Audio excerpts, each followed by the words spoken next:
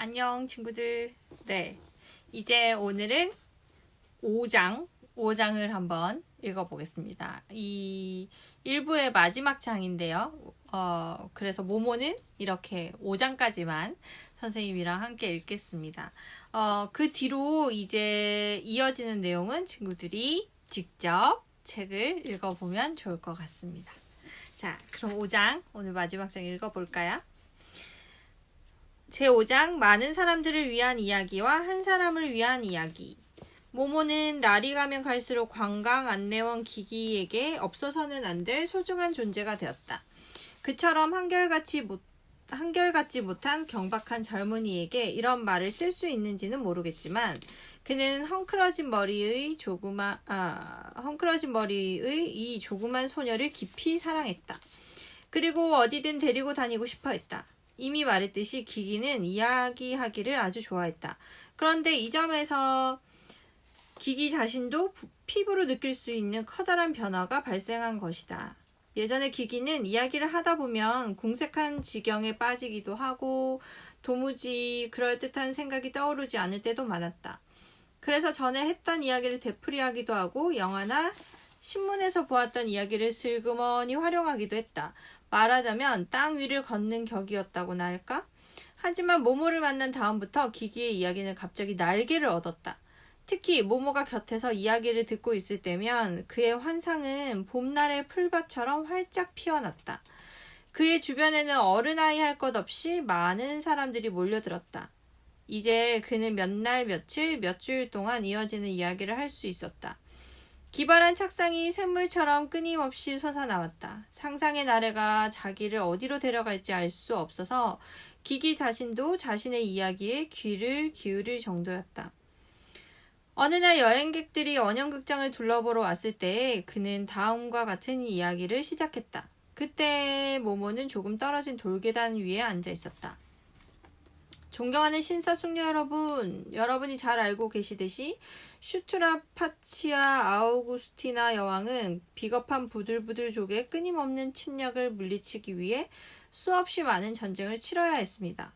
또 한 번 부들부들족의 공격을 물리친 여왕은 끊임없이 귀찮게 구는 이들의 공격에 몹시 화가 났습니다. 그래서 부들부들족의 크삭소트락솔루스 왕이 금붕어를 바치지 않으면 쥐새끼 한 마리 남겨두지 않고 모두 몰살시키겠다고 엄포를 놓았지요. 신사숙녀 여러분, 그때 이 나라에서 금붕어를 아는 사람은 거의 없었습니다. 하지만 슈트라파치아 여왕은 한 여행객을 통해서 크삭소트락솔루스 왕이 다 자라면 황금으로 변하는 조그만 물고기를 갖고 있다는 얘기를 들었던 것입니다. 여왕은 이런 희귀한 물건을 꼭 손에 넣고 싶었습니다. 크삭소트락솔루스 왕은 속으로 쾌재를 불렀습니다. 왕은 진짜 금붕어는 침대 밑에 숨기고 여왕에게는 보석으로 치장한 수프 접시에 아기 고래를 담아서 보냈습니다. 금붕어가 좀 작을 거라고 생각했던 여왕은 보내온 물고기가 너무 커서 조금 놀랐습니다. 하지만 크면 클수록 더 좋지. 여왕은 스스로에게 이렇게 말했습니다. 물고기가 크면 더 많은 황금을 얻을 수 있으니까요. 그런데 이 금붕어는 금빛을 조금도 띠고 있지 않아서 여왕은 조금 불안해했습니다. 하지만 크삭소트락솔루스 왕의 사신은 물고기가 다 자라야 금으로 변하지 그전에는 그렇지 않다고 설명했습니다. 따라서 물고기의 성장을 절대 방해하지 말아야 한다는 것이죠. 사신의 말을 듣고 슈트라파치아 여왕은 안심했습니다. 아기 고래는 하루가 다르게 쑥쑥 자랐습니다. 그만큼 엄청난 양의 먹이를 먹어치웠지요. 하지만 슈트라파치아 여왕이 가난하지 않았기 때문에 이 물고기는 양껏 먹고 뚱뚱보가 되었습니다. 어느새 수프 접시는 물고기에게 너무 비좁게 되었습니다.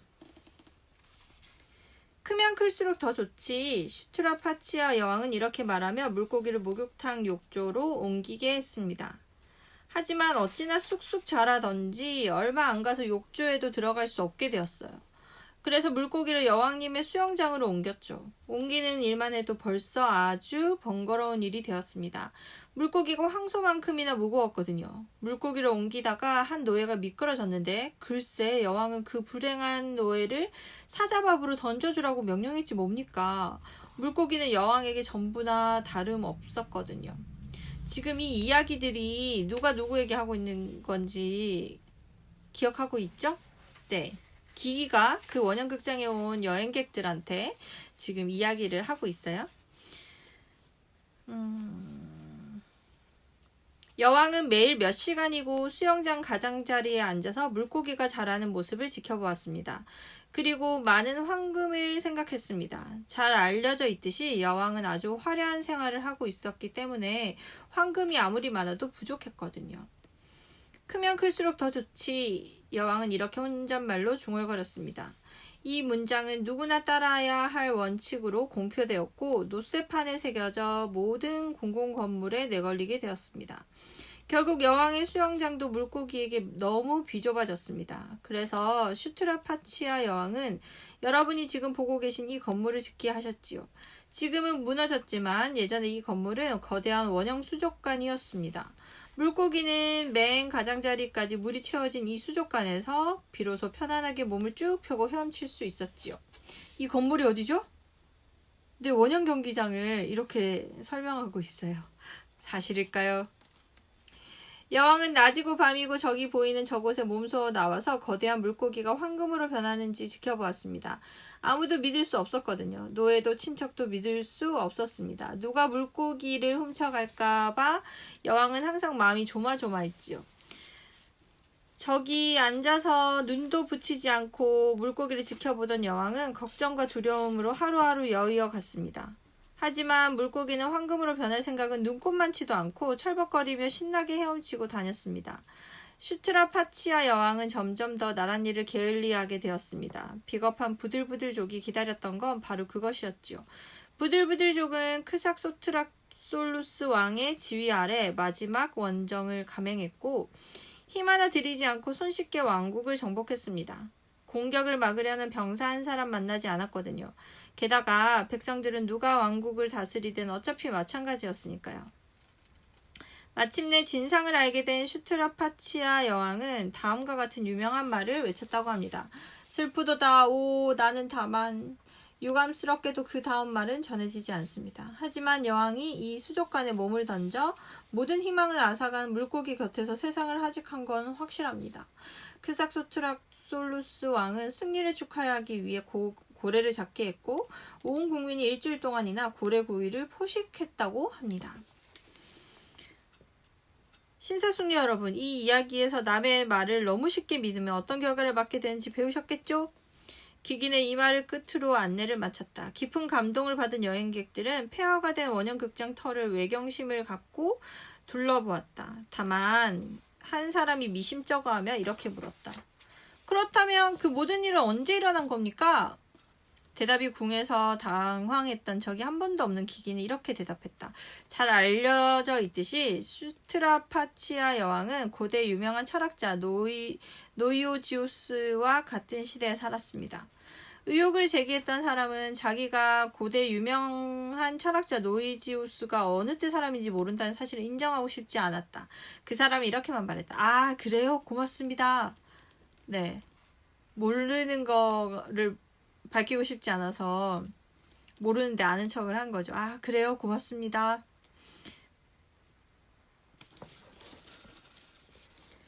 아, 그래요? 고맙습니다. 여행객들은 모두 아주 만족했고 이번 관광은 정말 유익했다. 옛 시대를 그렇게 생생하게 재미있게 설명한 사람은 만나보지 못했다 하고 칭찬했다. 이 대목에서 기기는 공손하게 책모자를 내밀었다. 여행객들은 감동의 대가로 아끼지 않고 돈을 내놓았다. 심지어는 의혹을 제기했던 사람까지도 동전 몇 개를 책모자에 던져 넣었다. 더욱이 기기는 모모가 온 다음부터는 한 번도 같은 이야기를 되풀이한 적이 없었다. 그는 같은 이야기를 또 하는 것은 너무 지루하다고 생각했다. 모모가 청중 가운데 섞여 이야기를 듣고 있으면 그는 자기 마음속에서 수문이 열리듯 새로운 이야기가 끊임없이 용솟음치며 쏟아져 나오는 듯한 느낌이 들었다. 깊이 생각할 필요도 없었다. 오히려 언젠가 미국에서 여행 온 두 기부인을 안내했을 때처럼 이야기가 너무 황당해지지 않도록 스스로를 억제해야 할 정도였다. 그럼 기기가 귀부인들을 혼비백산하게 만든 이야기를 들어보기로 하자.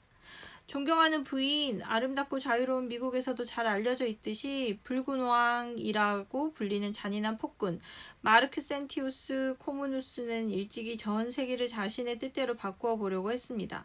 하지만 무슨 일을 해도 사람들은 도무지 달라지지 않고 여전히 똑같은 모습으로 남아있는 것이었습니다. 화가 난 마르크 센티우스 코무누스는 노년에 이르러 미치광이가 되었지요. 부인들도 아시겠지만 옛날에는 그런 병을 치료하는 정신과 의사가 없었습니다. 그래서 폭군이 미쳐 날뛰도록 그냥 내버려 둘 수밖에 없었지요. 마르크 센티우스 코무누스는 기존의 세계는 차라리 내버려 두고 아주 참신한 세계를 만들자는 생각을 하게 되었습니다. 그래서 지구와 똑같은 크기의 천체를 만들고 그 위에 집과 나무와 산과 바다와 냇물과 강을 비롯한 모든 것을 지구에 있는 것과 똑같은 모양으로 만들라고 명령했지요. 당시 지구에 살고 있는 전 인류는 일을 하지 않으면 사형에 처한다는 엄한 명령에 못 이겨 이 엄청난 작업에 참여할 수밖에 없었습니다. 사람들은 우선 거대한 천체를 놓을 받침대를 만들었습니다. 여러분이 보고 계신 이곳은 바로 그 받침대의 폐허입니다. 그 다음에 지구만한 크기의 거대한 둥그런 천체를 만들었습니다. 드디어 천체가 완성되자 지구에 있는 모든 것을 쏙 빼닮은 모형들을 만들었습니다. 당연히 천체를 만드는 데는 아주 많은 재료가 필요했지요. 그런데 그 재료를 구할 때라고는 지구밖에 없었습니다. 그래서 천체의 크기가 점점 커지는 만큼 지구는 점점 더 줄어들게 되었지요. 글쎄, 새로운 세계를 만들기 위해 옛 지구에 남아있던 조약돌 하나까지 몽땅 옮겨왔으니까요. 당연히 사람들도 몽땅 새로운 천체로 이사올 수밖에 없었지요. 옛 지구는 다 써버렸거든요. 마르크 센티우스 코무누스는 엄청난 공사를 벌인 보람도 없이 결국 모든 것이 옛날 그대로라는 것을 알고는 옷자락을 얼굴을 가리고 떠나버렸습니다. 어디로 갔는지는 아무도 모른답니다. 보세요. 무너지긴 했지만 지금도 알아볼 수 있어요. 깔때기처럼 움푹 들어간 이곳은 옛 지구의 표면이 놓여있던 토대입니다. 그러니까 모든 것을 거꾸로 생각하시면 됩니다. 미국에서 온 예민한 노부인들은 얼굴이 헬쓱해졌다. 한 부인이 물었다. 그러면 그 천체는 어디 있나요? 기기는 이렇게 대답했다. 지금 그 위에 서 계시잖아요. 오늘날의 세계가 바로 새로운 천체예요. 예민한 두 노부인은 기겁해서 비명을 지르며 달아나 버렸다. 기기는 할 일 없이 책모자를 내민 꼴이 되었다. 하지만 기기는 아무도 없는 곳에서 꼬마 모모에게 이야기를 들려주는 것을 제일 좋아했다.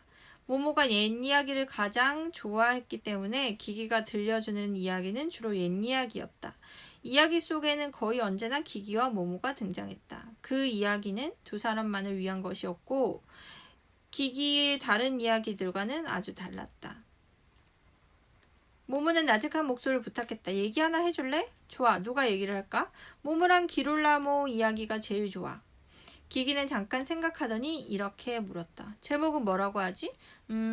요술거울 이야기는 어때? 기기는 생각에 잠겨 고개를 끄덕였다.